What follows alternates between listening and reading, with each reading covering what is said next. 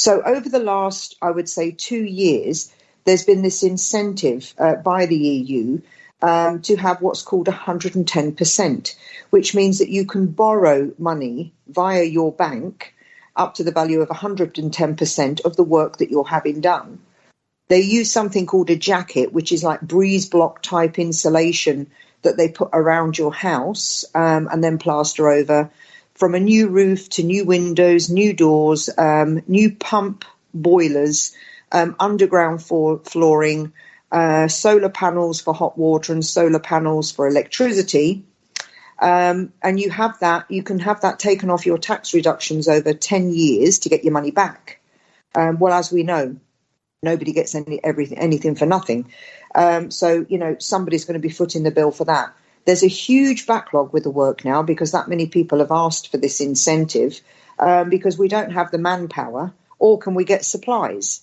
But on top of that, what has recently come out is that people are now, if you own your own property, are going to have to adhere to these new regulations for energy efficiency. So if your house doesn't have all of those features that I previously mentioned, then legally you're not going to be able to sell it, or you're not going to be able to rent it.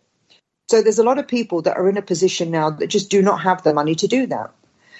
Because in the meantime, they've also eliminated this 110% offer via the bank and getting the money back. Also, we can't get materials or the work power. So a lot of people now, what it's done is it's driven down the house prices, because you get like when you buy a washing machine, you see whether it's an A++ or a B+ energy efficiency. They're doing that with housing.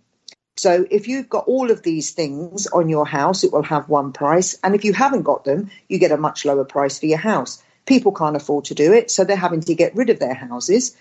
And we've got apartment blocks being built left, right and centre, which are these new energy efficient rabbit hutches, because that's what they are, rabbit hutches.